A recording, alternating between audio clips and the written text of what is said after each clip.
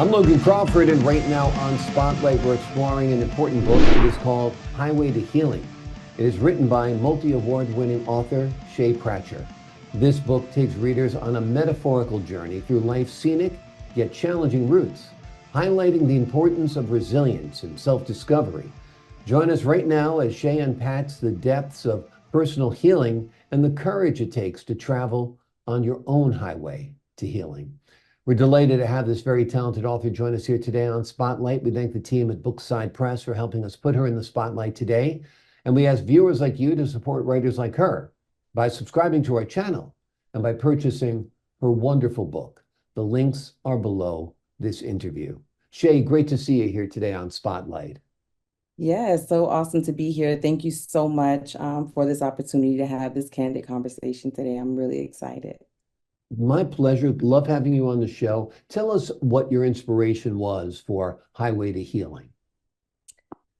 Really, it was when you go through life and you have all these different things that happen to you, and sometimes you don't even live long enough to really understand, right, that there's truly purpose in the pain. People, we say that, but it wasn't until I got older, after I had my own childhood traumas, and then didn't deal with those things, right? Because you feel like I don't need therapy, I don't need anybody to help me, I can figure it out until you have your own family, you get married, you have your own kids, and then you just realize there are just certain things that happen that's just not normal. It's not, life isn't panning out the way that you'd hope or you'd want it to.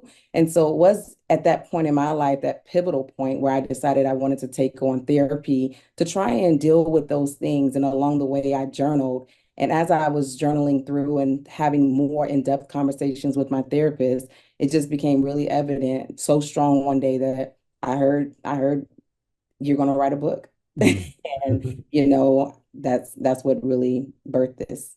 Well, we're glad you wrote the book because I do think it's going to help a lot of folks. Everybody's got challenges, everybody's got troubles of one sort or another. How do you think facing the hidden potholes and the adverse weather on our paths helps in personal growth and healing?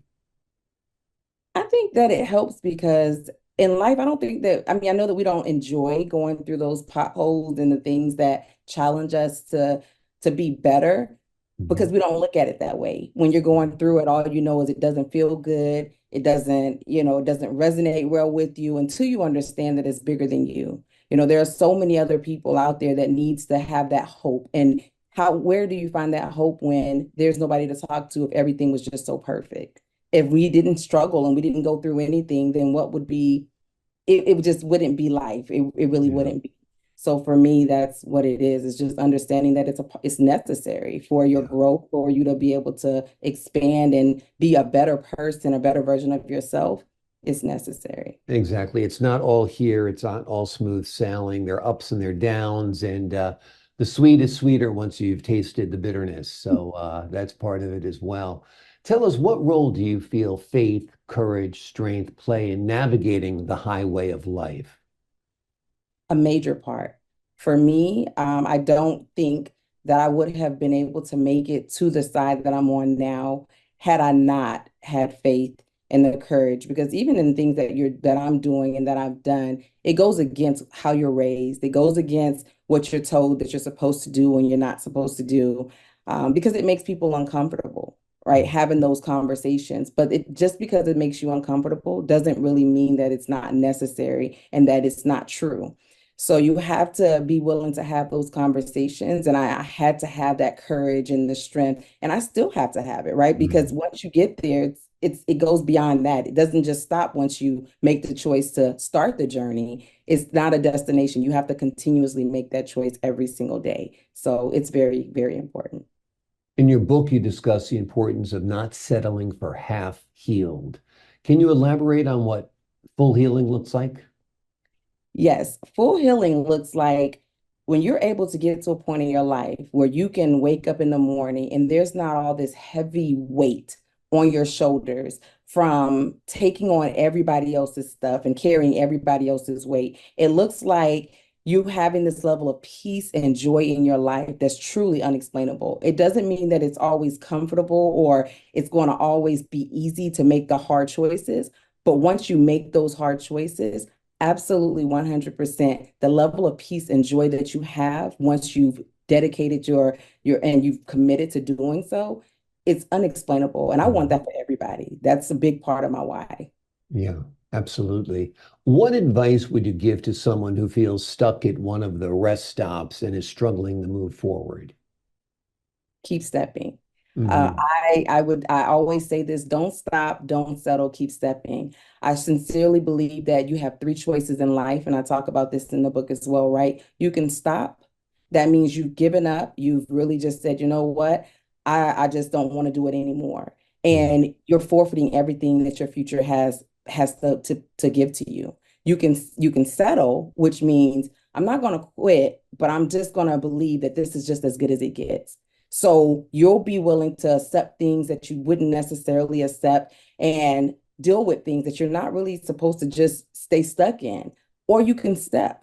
And that means, you know what, today, this is what, the cards have been dealt to me looks like, but I believe that there's a better tomorrow. So because I believe that that exists, I'm going to fight for that better tomorrow and continuously push forward in that spirit.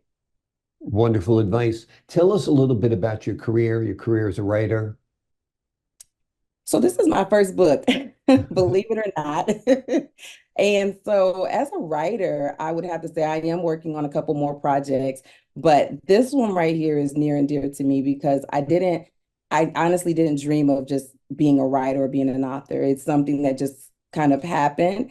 I am happy that it happened though, because so many testimonies have come from it. People have reached out. They continuously message me. They continuously encourage me. I'm so happy that you did this because I'm able to self-reflect and really take a time out, a pause in my own life to be able to deal with me and figure Mhm. out how I can be my true authentic self. So for me, the journey has been great. It's gotten like 7 awards for the book already. So I think when I talk to other authors, I've never done this before. So when I'm talking to them and they're like, you what? Like you won 7 awards for the book.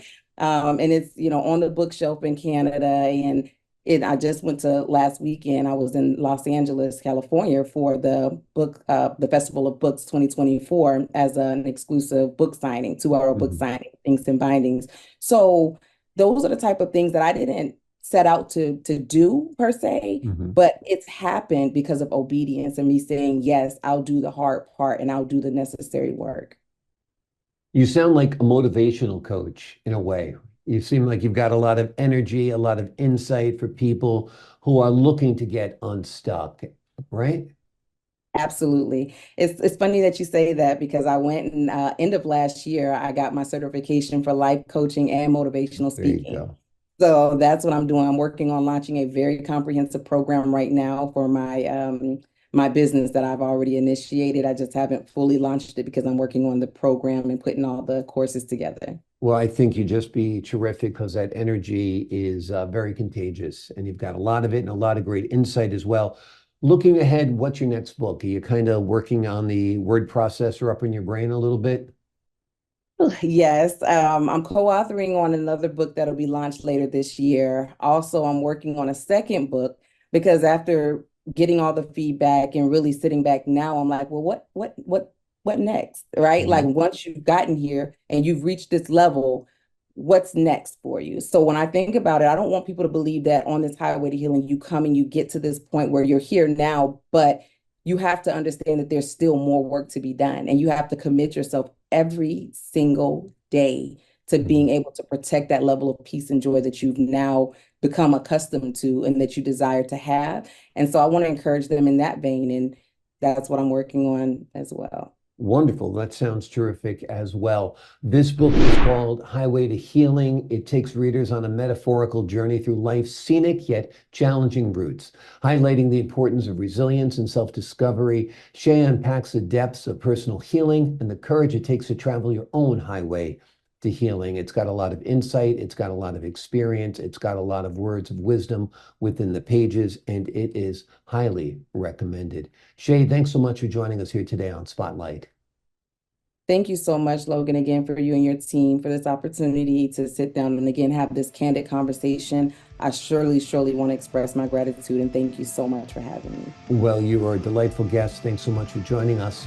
And to the folks at home, I'm Logan Crawford, thanking you for your time this time. Until next time on Spotlight.